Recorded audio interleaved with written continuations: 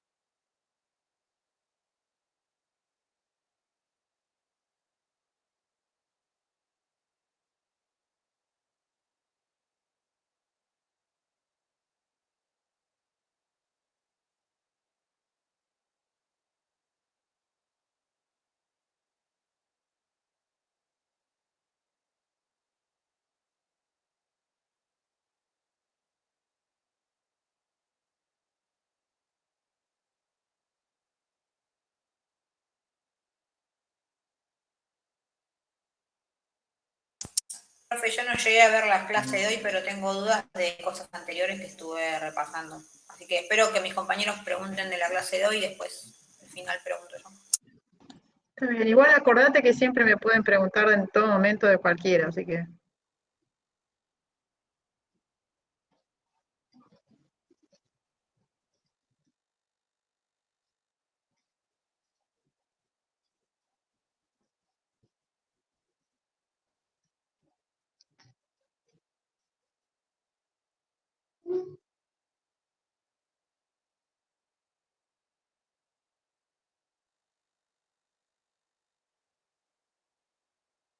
¿Quieren que arranquemos?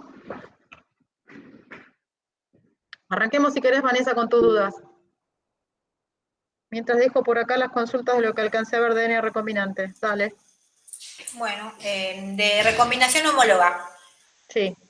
No me queda la duda cuál es la diferencia entre los tipos de entrecruzamiento, punto de conversión y los puntos de entrecruzamiento. ¿Es algo físico que va a ser un pedacito más chiquito o más grande lo que se va a combinar? Esperá porque no me acuerdo, no sé a qué te estás refiriendo. Es la clase de la de DNA, ¿no? La recombinación homóloga. Sí, está en la filmina 51 de 60.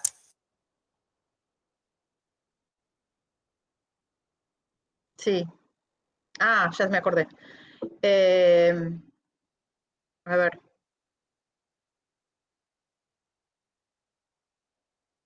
¿Cuál es tu duda acá? O sea, ¿se entiende? La recombinación homóloga ocurre porque las secuencias son iguales entre en este caso sería este pedacito y esta cadena y esta cadena.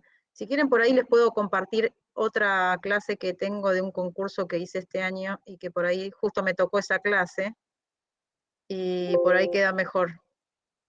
Eh, concurso docente.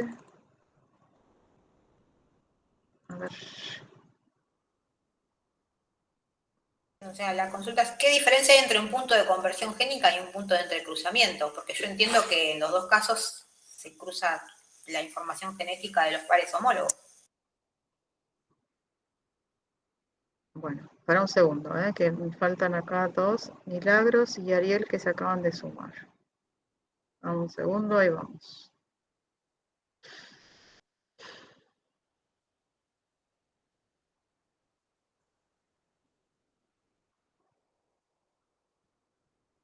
Milagros.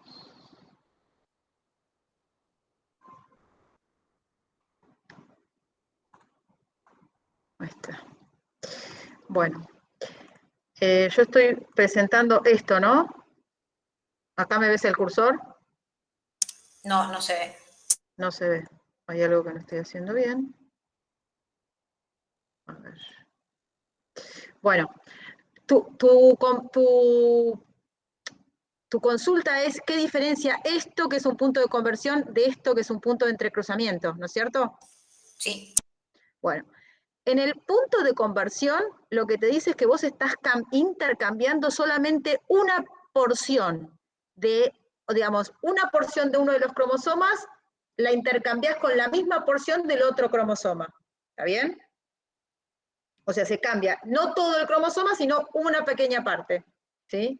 O sea, viene el cromosoma 1, poner el cromosoma materno, llega hasta acá, intercambias una pequeña parte con el cromosoma paterno y luego continúa el cromosoma materno. Eso es un punto de conversión. ¿Sí? Y el entrecruzamiento se refiere a que vos tenés toda la secuencia del cromosoma materno y hay un punto en el que a partir de ahí tenés el resto del cromosoma como del paterno. ¿Se entiende eso? Fíjate Sería acá. entonces, digamos, algo físico y en cuanto a la longitud. En el punto No, de en cuanto conversión, a por ahí tengo en algo más cuanto, chiquitito. no. Una cosa importante, espera que por eso voy a ir a esta, porque me parece que hay una cosa importante que vos cuando se produce el entrecruzamiento se da entre cromosomas que tienen el mismo par de cromosomas. Vos no podés intercambiar el cromosoma 1 con el 4, ¿no? O sea, vos lo que haces es, son cromosomas homólogos, o son los mismos cromosomas, ¿está? O sea, vos tenés el cromosoma 1 alineado con el cromosoma 1 materno, lo tenés alineado con el cromosoma 1 paterno. El cromosoma 2 materno con el 2 paterno, y así sucesivamente. Bueno, tenés alineado el cromosoma 1 materno con el 5 paterno, porque son distintos cromosomas con distinta información. Lo trascendental en esto es que, como ves acá, los cromosomas que se alinean son los homólogos. Este cromosoma es el cromosoma, ponele paterno, y este de acá abajo es el cromosoma materno, ¿sí? Cada uno de estos cromosomas a su vez está formado por cromátides hermanas, como se muestra acá. Por eso es que este tipo de entrecruzamiento es el que se da durante la meiosis, ¿sí? Entonces, lo importante es que la secuencia de estas cadenas, ¿sí?, es igual en secuencia a la del cromosoma homólogo. O sea, acá el cromosoma 1 materno tiene la misma secuencia, o sea, no es exactamente la misma secuencia, pero tiene los mismos genes. Groseramente contiene los mismos genes. En la parte que es no codificante puede ser diferente, pero en la que es codificante, que es la importante, en la que codifica para proteínas o para RNAs, ¿sí?, que tienen función, las secuencias se conservan, ¿sí?, porque las secuencias génicas se conservan a lo largo de la historia evolutiva. Entonces, el cromosoma 1 materno tiene los mismos genes que el cromosoma 1 paterno, ¿sí? Puede haber variabilidad alélicas entre esos, o sea, puede haber una diferencia en cuanto a la secuencia de esos genes entre el gen materno y el paterno, sí, pero va a ser mínima, ¿sí? Y de hecho eso es justamente lo que enriquece y aumenta la variabilidad genética, ¿está bien? Ahora bien, ¿se entiende eso? ¿O más o Sí, se menos? entendió. ¿Sí? O sea, vos tenés que tener en cuenta que los cromosomas homólogos se llaman así porque contienen los mismos genes, ¿sí? Entonces, el cromosoma 1 materno tiene los mismos genes que el cromosoma 1 paterno. Groseramente, las secuencias de esos genes se conservan, pero hay pequeñas diferencias entre suponete que en el cromosoma 1 está el gen A, y en el cromosoma 1 materno está el gen A, y en el cromosoma 1 paterno también está el gen A. Pero el gen A materno tiene algunas pequeñas diferencias en cuanto a secuencias con respecto al gen A paterno. Y eso hace que la secuencia codificada por el materno y por el paterno no sean, si bien codifican para la misma proteína, no son por ahí exactamente iguales, ¿está? Pero groseramente, o sea, a grandes rasgos, las secuencias codificantes se conservan las secuencias, o sea que no hay cambios, ¿está bien? Ahora bien, esos cromosomas entonces, el cromosoma 1 y el cromosoma 2, el cromosoma 1 materno, perdón, el cromosoma 1 materno y el cromosoma 1 paterno se alinean, ¿sí? Se alinean y cada uno de esos cromosomas a su vez está formado por dos cromátides hermanas. O sea, el cromosoma 1 materno está formado por dos cromátides hermanas y el cromosoma 1 paterno está formado por dos cromátides. Y las que se entrecruzan son las cromátides no hermanas, como se ve acá. O sea, esta cromátide se va a intercambiar con esta, ¿sí? ¿Está bien? O sea, esta cromátide, uno de los cromosomas, se va a intercambiar con esta otra de acá abajo, que es del otro cromosoma. ¿Se ve hasta ahí? Sí, se ve. Bien. Si vos te fijás, la secuencia, en ambos casos, acá yo puse una secuencia cualquiera, es igual.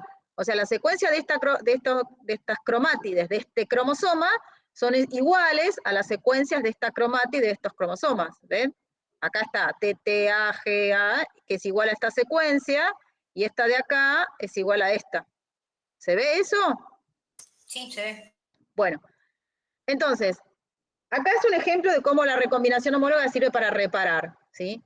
Si vos te fijás, en esta cromátide se perdió este par de bases, TA, el que está identificado con el puntito amarillo. Entonces, para reparar, o sea, en esta se perdió, ¿no? El que está identificado acá con el triangulito celeste, hay falta un par de bases que corresponde a este par de base TA que está en este cromosoma que no está dañado. O sea, acá se perdió un par de bases, acá no se perdió nada. ¿Se ve eso? Sí, se ve.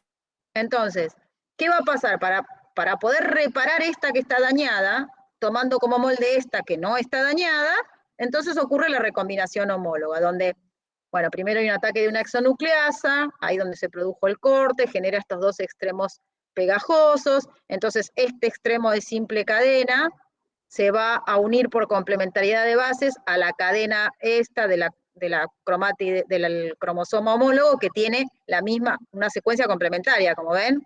Esta secuencia GCACT es complementaria de esta, CGT-GA. Entonces, como son consecuencias complementarias, se van a unir por complementariedad de bases. Y luego esta, bueno, va a ser complementaria a esta, no importa, vamos a usar nada más esta como ejemplo. Entonces, una vez que esta cadena se unió con esta cadena, ¿sí? La atacó y se unió, entonces la polimerasa va a tomar esto como primer y a partir de este OH3' va a seguir polimerizando en este sentido, ¿sí? Sintetizando la cadena en este sentido, ¿sí? Entonces después, una vez que sintetizó un pedazo, esa cadena se suelta y vuelve a unirse con el cromosoma original, acá arriba, ¿sí? Y lo mismo ocurre con esta cadena, que se va a unir con esta cadena, y la polimerasa va a elongar a partir de acá para este lado, ¿sí? Restituyendo esta cadena, luego se suelta, y entonces el cromosoma original, formado por esas dos cromátides originales que estaban acá arriba, ahora contienen la secuencia que le faltaba, ¿sí? Mientras que, bueno, que acá, dicho sea de paso, no la dibujé, pero bueno. Mientras que acá, o sí la dibujé. Ah, sí la dibujé, la TEA.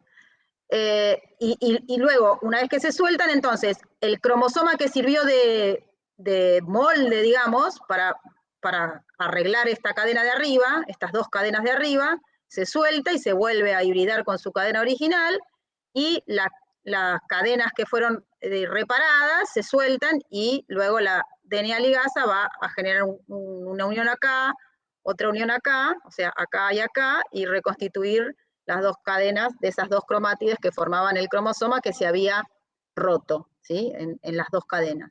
Entonces se repara este cromosoma utilizando como molde el cromosoma homólogo y no hay cambio de base. ¿Está bien?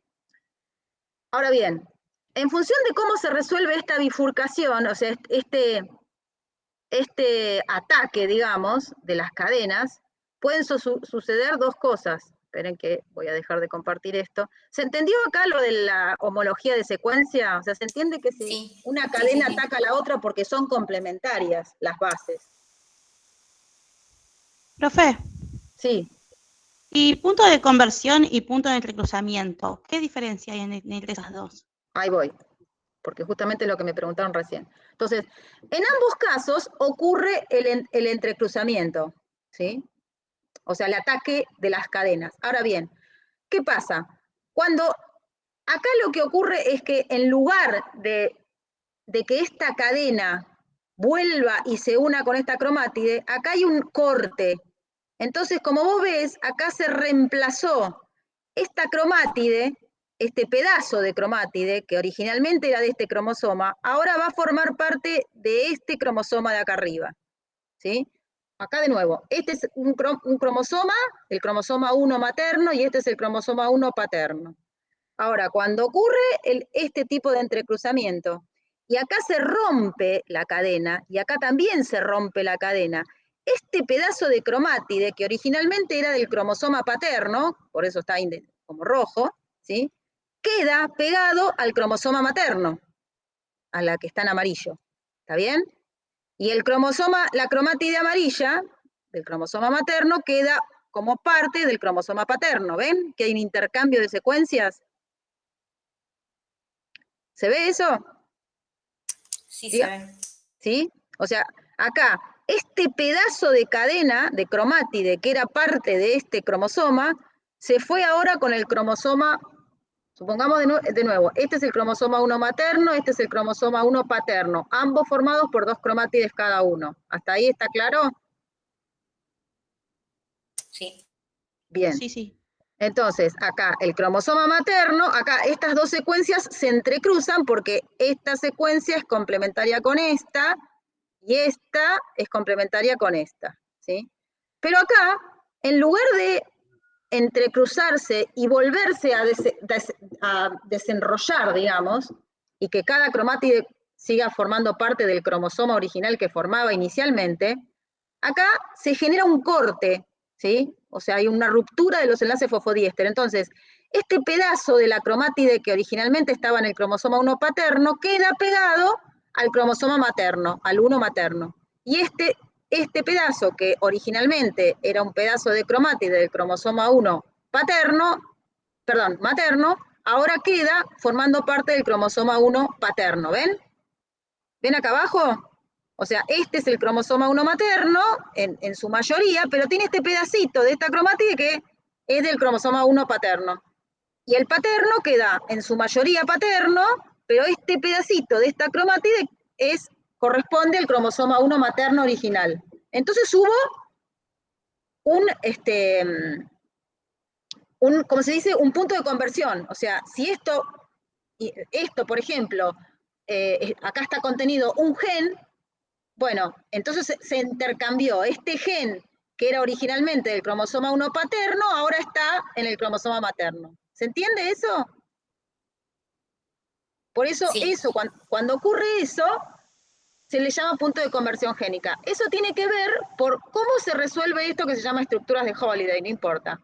¿Cómo se resuelven estos entrecruzamientos que ocurren? O sea, si se cortan en estos dos, como están indicando las flechitas, va a ocurrir un punto de conversión. Pero esas estructuras de Holiday se pueden también resolver de esta manera, es decir, esto igual que como fue recién, ¿sí? Se cortan acá, pero estas dos, en lugar de generarse los cortes en estas cadenas internas que se entrecruzan, se cortan las de afuera. Entonces acá, ¿qué pasa? Fíjense en el dibujito y en el código de colores. Este que está acá era inicialmente era el cromosoma 1 materno, ¿no? ¿Está bien? Pero al resolverse, digamos, al dividirse, al romperse esta estructura de Holiday en las cadenas de afuera, lo que ocurre es que se intercambian los dos cromosomas. Entonces, fíjense que que era el cromosoma materno, a partir de este punto es todo materno, como era originalmente. Pero para el lado de la izquierda, acá se reemplazó por el cromosoma paterno. Es decir, todo el cromosoma paterno se une con el cromosoma materno y se genera un nuevo cromosoma, donde parte es paterno y parte es materno. ¿Sí? Y el otro al revés. Queda materno y paterno del otro lado. O sea, este queda como paterno hacia la izquierda y materno hacia la derecha, de acá de donde se produjo esta ruptura, y este de acá abajo queda como materno hacia la izquierda y paterno hacia la derecha. A eso se le llama punto de entrecruzamiento, porque lo que ocurre es que hay un entrecruzamiento, un intercambio se genera un nuevo cromosoma, 1, siempre el 1, ¿no? O sea, siempre este entrecruzamiento de nuevo, esto es importante, ocurre entre cromosomas homólogos, es decir, cromosoma 1 materno con el 1 paterno, o el cromosoma 2 materno con el 2 paterno, o el cromosoma 3 materno con el 3 paterno, o sea, siempre los cromosomas homólogos que contienen los mismos genes, ¿ok? ¿Chicos? Sí, ahora sí, Sí, sí, sí. ahora lo entendí. Entonces, ¿ven cómo está acá? Este nuevo cromosoma que se genera tiene intercambios en pedacitos, ¿sí? Chiquitos, que ocurrieron estos eventos, ¿sí?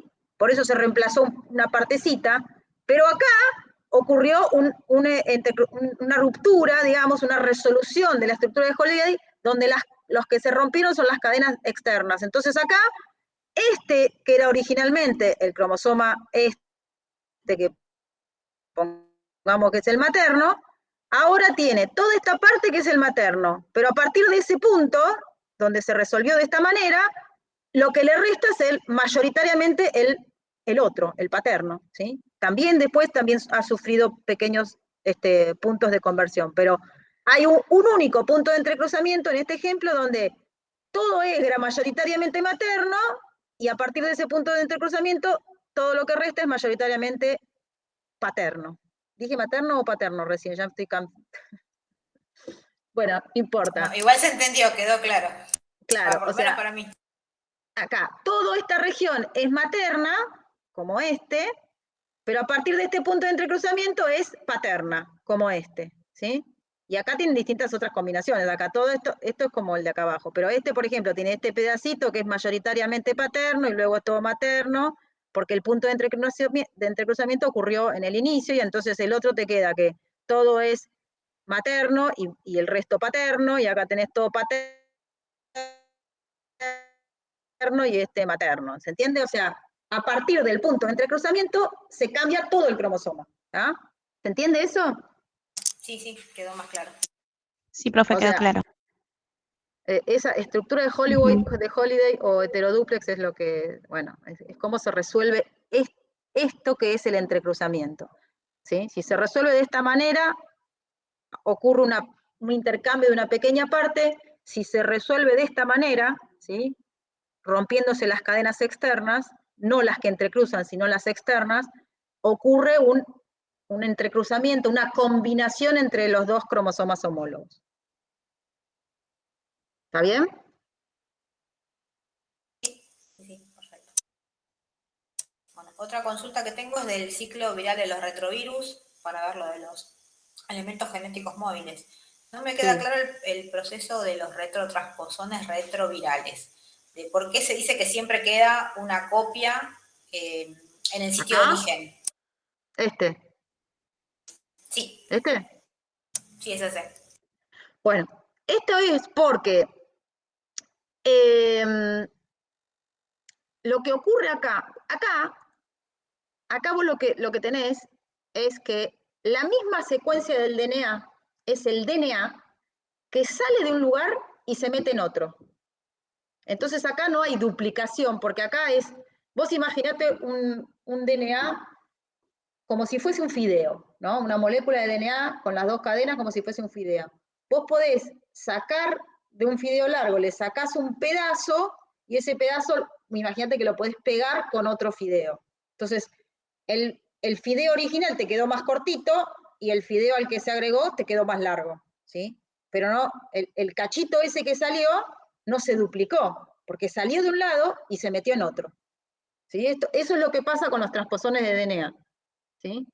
Ahora bien, en este caso, la cosa es distinta, porque acá lo que ocurre es que, primero, el DNA vírico que se integra en el DNA diana, ¿sí? Se integra como, o sea, el DNA del virus se integra como parte, digamos, pasa a formar parte del genoma de la célula, ¿sí? Se integra, se mete y se combina el DNA viral con el DNA de la célula huésped, ¿sí?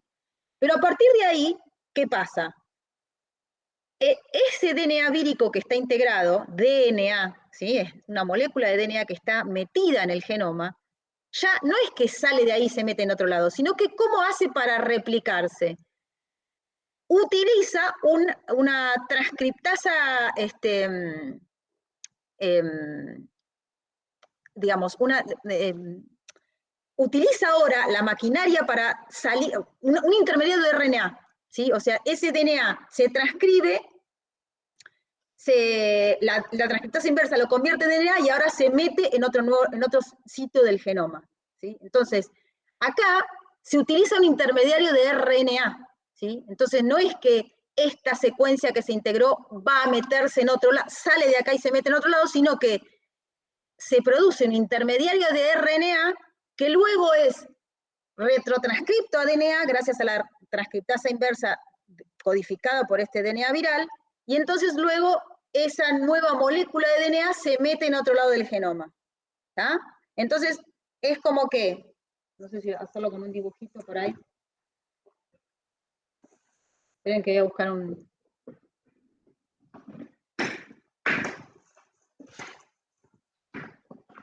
Entonces voy a tener yo 2 copias. Exacto, vas a pasar a tener 2 copias. Porque tenés un intermediario de RNA. Entonces, vos tenés la copia de DNA viral en una región del genoma.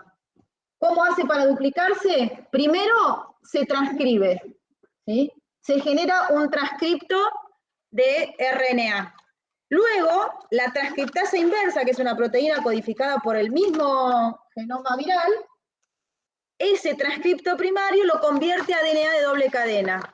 Y ese DNA de doble cadena, gracias a la actividad de una integrasa, que es una proteína que también es codificada por el virus, lo mete en otra región del genoma. ¿No? Entonces vamos a hacer así.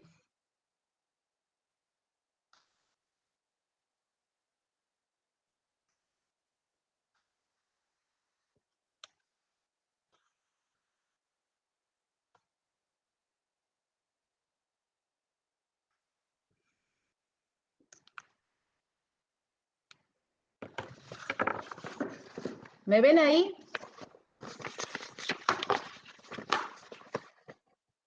Imagínense que acá está la secuencia del DNA viral metido, integrado en el genoma.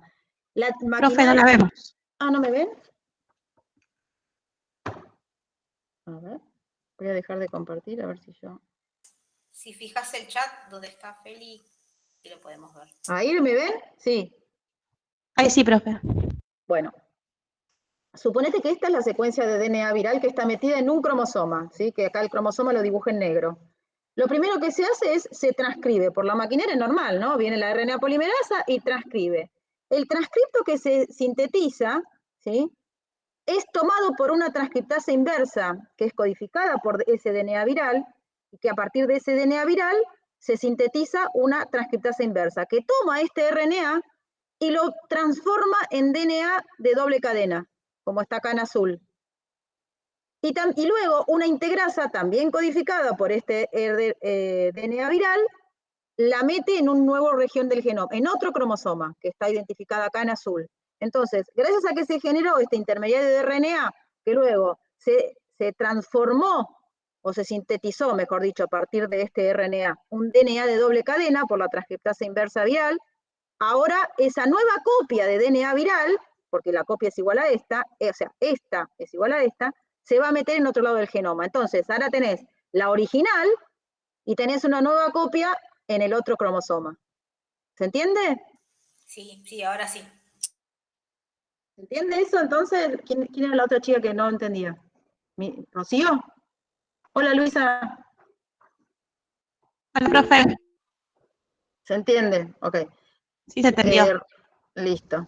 Rodrigo, ¿se entiende mejor? O sea, ¿se entiende o no se entiende? Si no, vuelvo al dibujito este para tratar. Sí, sí, sí, ok. No, ahora me quedó más claro. Sí, sí, no entendía eso. ¿Por qué tenía un original? Pero sí, ahora sí. Claro, el original siempre queda donde está. Lo que pasa es que el original primero se transcribe a una molécula de RNA. Luego la transcriptasa inversa toma ese RNA y lo convierte en DNA de doble cadena. Y ese DNA de doble cadena, la integrasa lo mete en otra región del genoma. Entonces te queda la copia original donde estaba y ahora tenés una nueva copia en otro lugar. Por eso es que en nuestro genoma, a lo largo de la evolución, esto ocurre, porque obviamente estos genomas virales que quedan como fósiles dentro del genoma son DNA virales que durante ese proceso de inserción en el genoma sufrieron mutaciones y ya quedaron incapacitados de formar nuevas partículas virales, si no seguirían su ciclo como virus. Pero durante ese proceso en el que se integraron el genoma de la célula huésped, por algún motivo mutaron y ahora ya no pueden seguir el ciclo de viral, sino que quedaron ahí como metidos y quedan como partes de ese genoma queda funcional. Entre ellos, por ejemplo, el que codifica para la transcriptasa inversa o para la integrasa. Entonces, es como que quedan a medio camino ya, o sea, no pueden formar nuevas partículas virales, pero sí tienen la capacidad, conservan la capacidad eventualmente de generar un transcripto, o sea, a partir del transcripto que se genera, generar una cadena de DNA de doble cadena de ese transcripto primario de RNA y la integrasa meterlo en otra región. Entonces se van duplicando a lo largo de la historia, se va duplicando y metiéndose en otras regiones del genoma, y por eso es que hay tantas secuencias duplicadas, ¿sí? Sí. Cuanto digamos, más tiempo pasa evolutivamente, más chance hay de que se duplique, y por lo tanto, aquellas secuencias que están más replicadas, quiere decir que tienen más tiempo dentro del genoma. ¿Se entendió?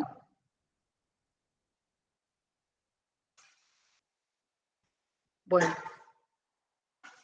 ¿Qué otra pregunta? A ver, vos teníamos preguntas de...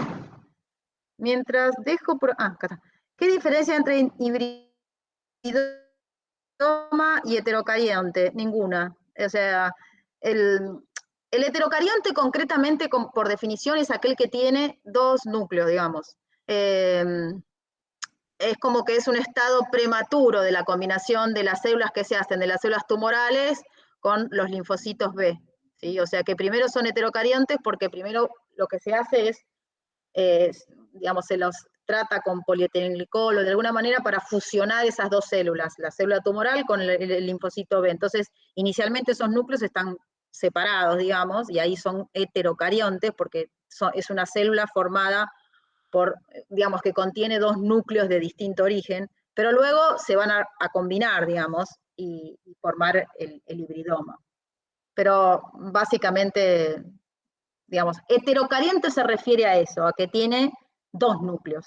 E hibridoma es como cuando ya se fusionaron también o sea, tenés una célula donde tenés una célula con un único núcleo cuyo núcleo es la combinación de los dos núcleos de las dos células originales que se fusionaron.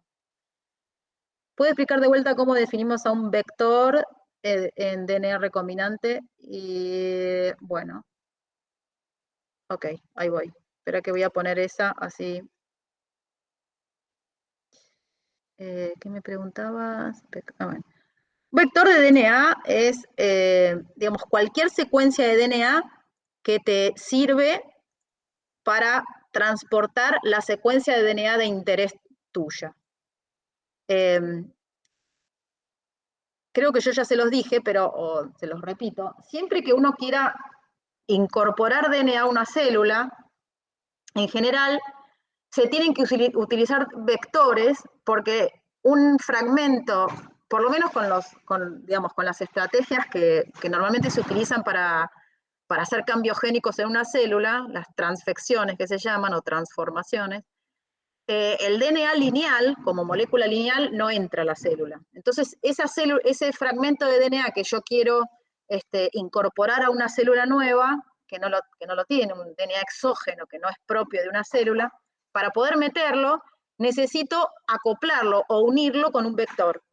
Ese vector puede ser un vector plasmídico o también puede ser un vector viral. Es decir, es una secuencia de DNA que yo combino con mi DNA de interés y permito facilito a que ese DNA exógeno se incorpore en la célula. Es como un vehículo, digamos. A veces también se le llama vehículo. O sea, es un vehículo en el cual al cual yo le uno mi DNA de interés y con ese vehículo lo puedo incorporar adentro de la célula.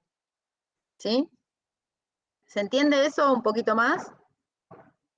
Si querés decime, a ver.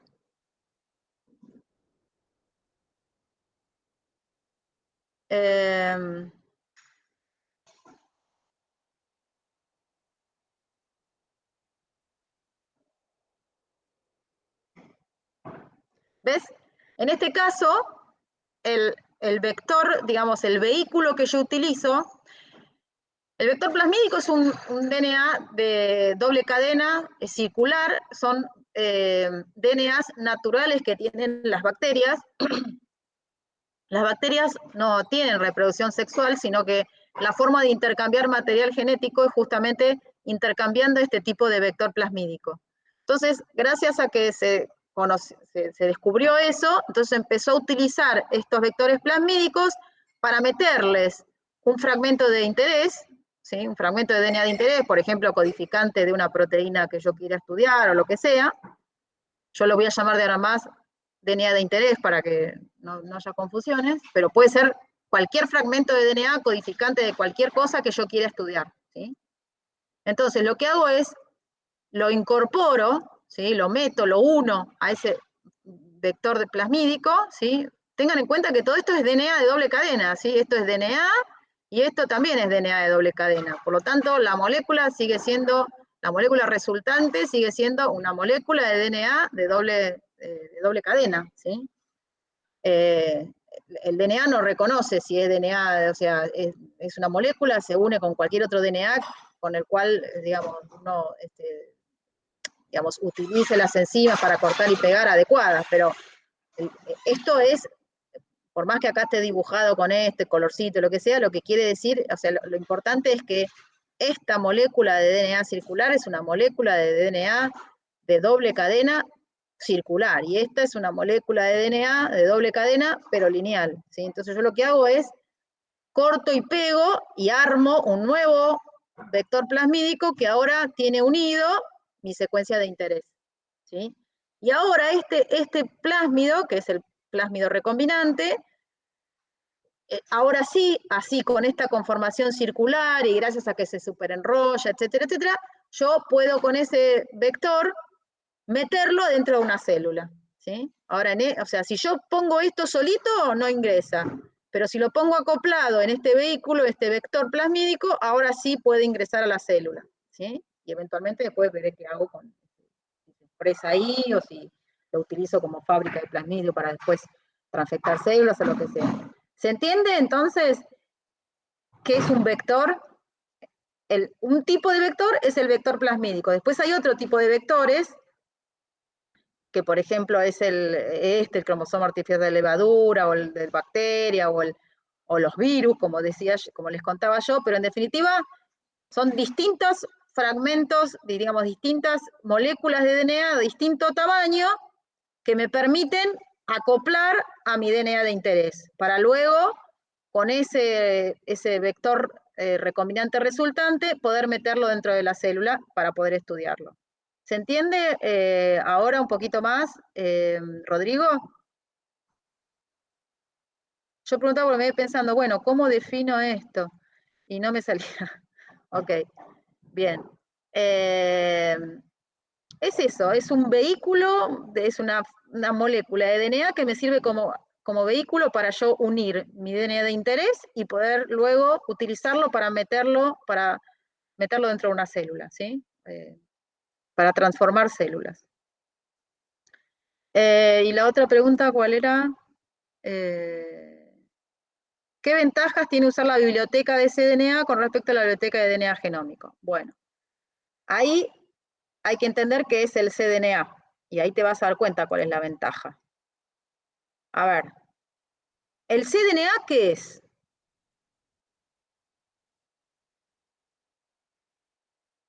Bueno, el DNA, la biblioteca, el genoma, digamos, es toda la molécula, digamos, todo el DNA de una célula, ¿sí? supongamos que estamos hablando de células humanas, bueno, los 23 pares de cromosomas constituyen todo el genoma humano, ¿sí? Entonces, dentro de ese genoma humano, acuérdense que tenemos un montón de secuencias que son codificantes y otras que no, la gran mayoría que no son codificantes, ¿sí? Para yo poder hacer una biblioteca, que es decir, tener un conjunto de células donde cada una de ellas tiene un pedazo de ese genoma, ¿sí? Lo que tengo que hacer es aislar, supongamos que yo quiero hacer una biblioteca de DNA genómico de células humanas. Entonces, ¿yo qué hago? Agarro células de un determinado tipo, aíslo el DNA, pero para poder meterlo en los vectores no es que puedo poner yo un cromosoma entero humano dentro de un vector plasmídico, porque el vector plasmídico es infinitamente más pequeño que todo el tamaño de un cromosoma humano. Entonces, yo lo tengo que cortar en pedazos para ponerlo. De hecho, no se usan vectores plasmídicos, pero no importa. Se utilizan otro tipo de vectores que, digamos, pueden albergar fragmentos de DNA más grandes, pero no importa. Conceptualmente, hagámoslo de esta manera para que lo entiendan. Yo aíslo el DNA del organismo del cual quiero armar la biblioteca.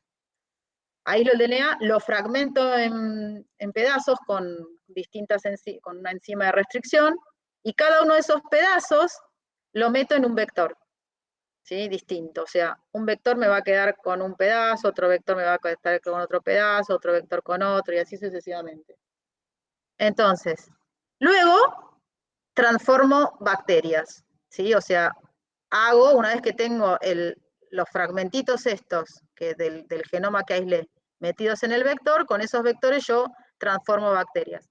La ventaja de transformar bacterias, acuérdense, es que la gran mayoría de las bacterias no van a incorporar ningún vector, pero aquellas que incorporan el vector, incorporan un único vector. Entonces, yo lo que tengo después, después una vez que termino la transformación, las hago crecer en una plaquita, ¿sí? Entonces las dejo crecer. Entonces, esa bacteria que incorporó un fragmentito determinado del genoma, va a duplicarse y duplicarse y duplicarse, y cada una de las bacterias hijas va a tener una copia, por lo menos una copia, de ese vector original, ¿sí? Conteniendo ese pedacito de genoma. La colonia de al lado va a tener otro pedacito de genoma, la de al lado otro pedacito de genoma, y así sucesivamente. ¿Por qué? Porque la colonia original que dio origen a la bacteria original que dio origen a esta colonia, incorporó un único plásmido. ¿Cuál? Este que tenía este pedacito. Esta colonia se originó gracias a que hubo una colonia, una bacteria, perdón, una bacteria original que incorporó un único vector que tenía este fragmento. Fíjense que este fragmento del genoma es distinto de este, ¿sí? Y esta colonia tiene otro fragmento y esta otro fragmento, ¿sí?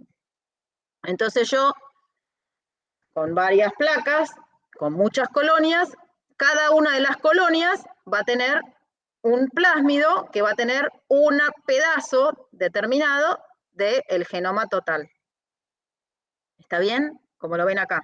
Esta colonia va a tener este pedazo de genoma. Esta otra colonia que dé origen a esta bacteria va a tener este pedazo de genoma. Esta otro pedazo de genoma. Y así sucesivamente. ¿Está bien? Entonces, en conjunto, yo voy a tener un montón de colonias y cada una de esas colonias va a tener un fragmento del genoma original. ¿Está? Entonces, todas esas colonias en conjunto forman la biblioteca de DNA genómico. ¿Se entendió eso? ¿Están ahí? Rodrigo, ¿te me fuiste?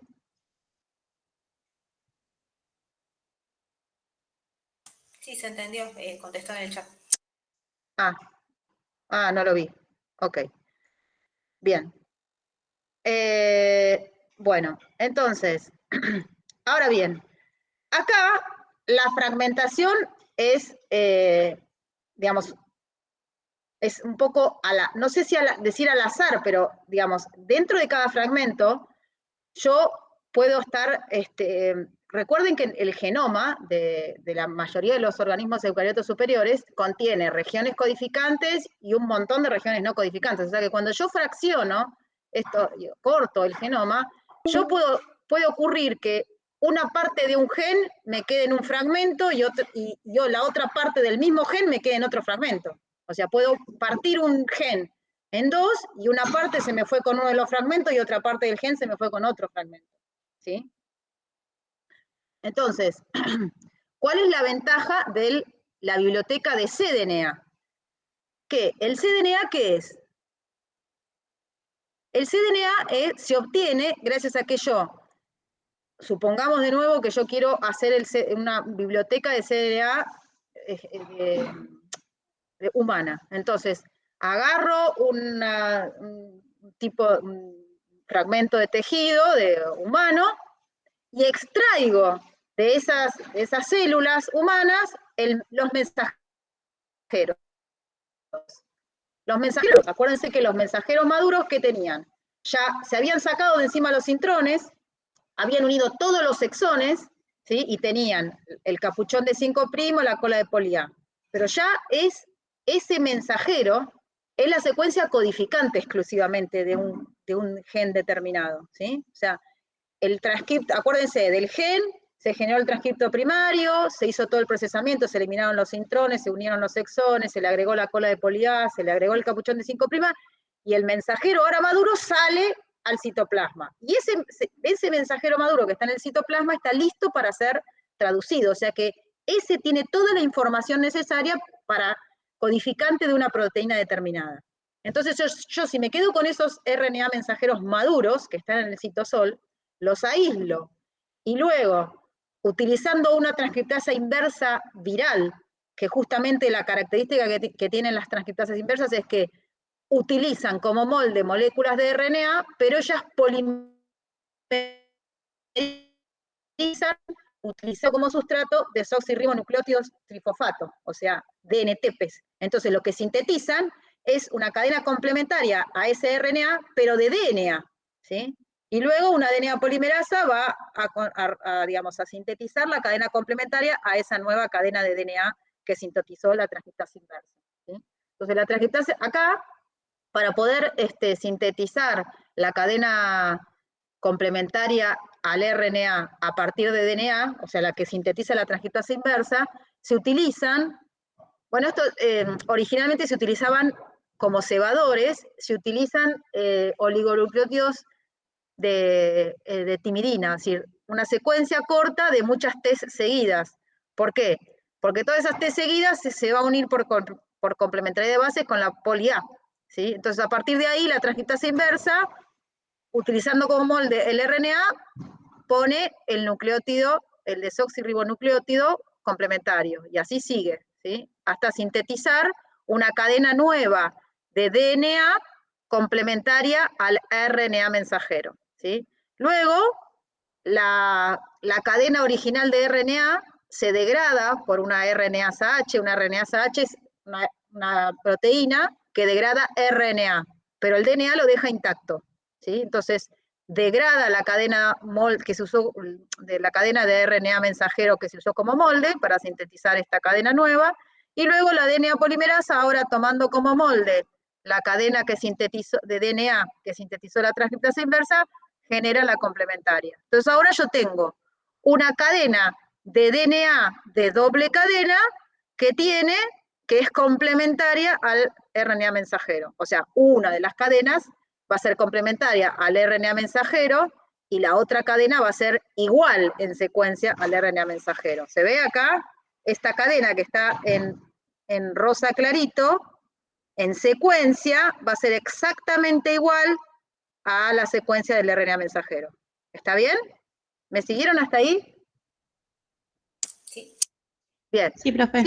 Si yo ahora, cada uno de estos RNA mensajeros, hago una cosa similar a lo que les dije antes, cada uno de esos RNA mensajeros lo pongo en un vector diferente y luego transformo bacterias, cada uno de los colonias de bacterias va a tener un RNA, o sea, algo que no les dije. a esta cadena de DNA doble cadena que es igual al mensajero se le llama cDNA o DNA copy o DNA complementario. ¿Tá? O sea, es una secuencia de DNA de doble cadena que es igual al RNA mensajero. ¿Tá? Esta secuencia va a contener nada más que los exones, o sea, va a tener exclusivamente la secuencia de DNA codificante de la proteína. ¿Está bien? Entonces, si a cada uno de estos DNA copies que yo me genero los pongo en un vector, como les dije antes, y luego transformo levaduras, bacterias y obtengo las colonias de bacterias, cada uno de los clones va a tener un plásmido que tiene un RNA mensajero, el RNA mensajero codificante de la proteína A, este va a tener el RNA mensajero de la proteína B, y este el DNA mensajero, o sea, siempre es DNA, o sea, va a tener el cDNA que codifica para la proteína A, ¿sí? Que se obtuvo gracias a que se aisló el RNA mensajero de la proteína A. ¿Se entiende eso? Este plásmido va a tener el DNA copy o DNA complementario de la proteína B que se obtuvo gracias a que se utilizó como molde el RNA mensajero maduro de la proteína B. ¿Se entiende eso? Sí, con esto me garantizo entonces tener el G completo.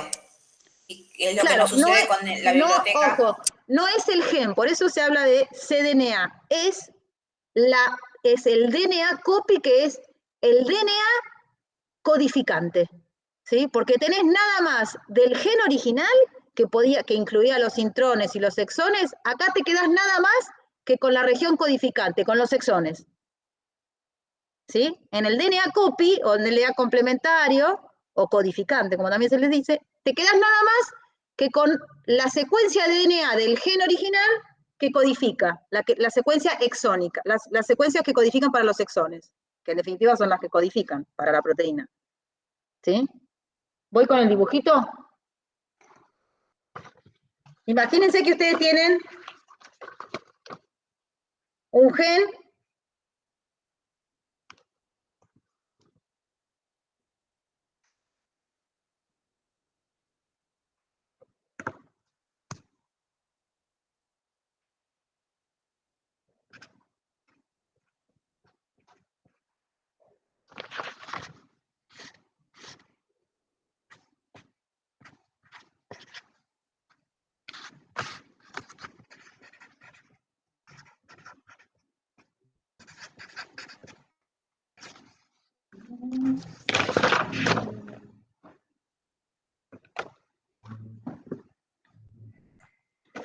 Imagínense que ustedes, ¿dónde estoy? Acá.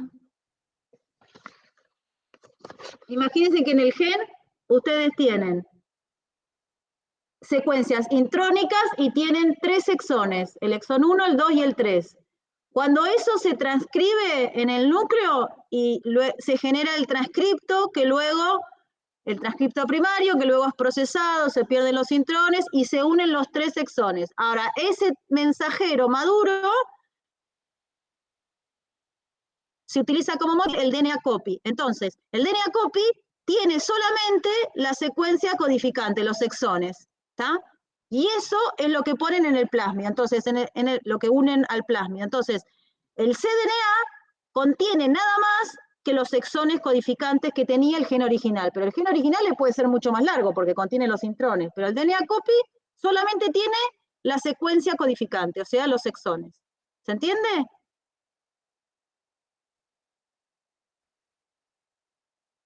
Chicos, ¿se entiende o no? Sí, profe. Ok. Bueno, si se nos corta, porque creo que en 6 minutos sí que se corta. Les mando como siempre otra nueva, armo una nueva reunión y les mando el link. Entonces, les decía,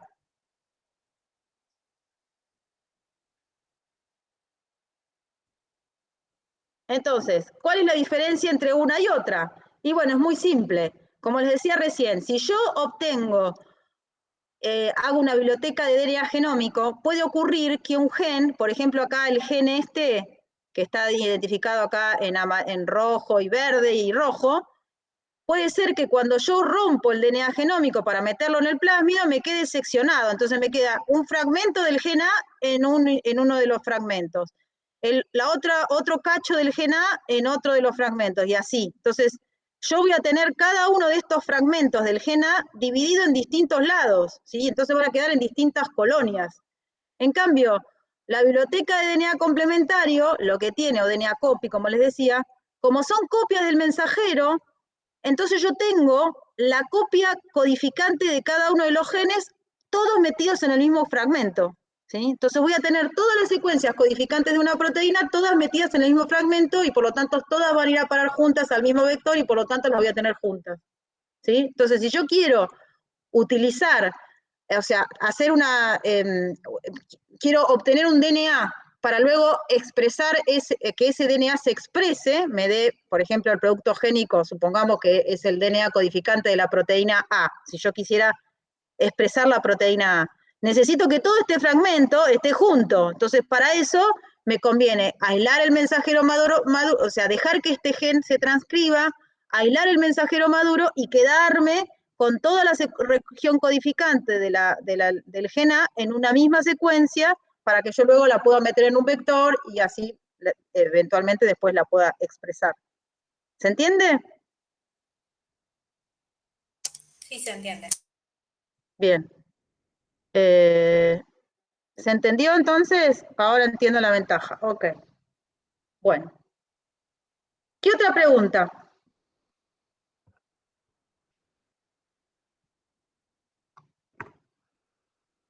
Ay, ¿quién se me fue? Luisa.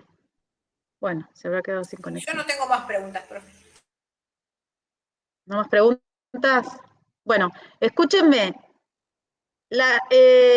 Si bien el jueves no van a haber, no tienen clases, así que igual eso ya lo preveíamos, así que la clase yo les subí igual el trabajo práctico de PCR, que obviamente no lo van a hacer este jueves, pero lo van a hacer el jueves que viene.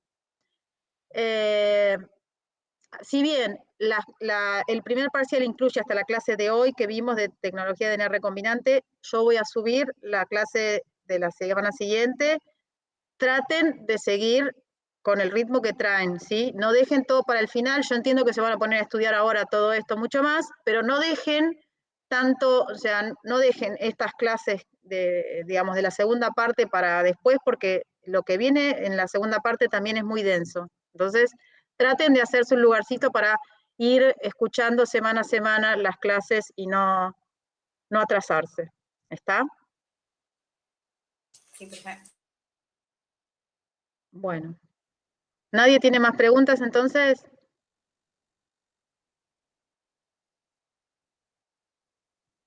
Rodrigo, ¿se entendió todo? No quedó nada, ¿no? En el tintero. No. Ok, bueno. Bueno, entonces si no tienen más dudas, nos vemos el martes que viene. Nos vemos el martes. Milagros, Rocío, Ariel. Chao, Rodrigo. No, por ahora no, profe. Después le Chao. voy a escribir al mail. ¿Cómo, cómo? No, después si tengo alguna duda le voy a escribir al mail. Bueno, dale, dale. Bueno, chao entonces. Chao, Vanessa.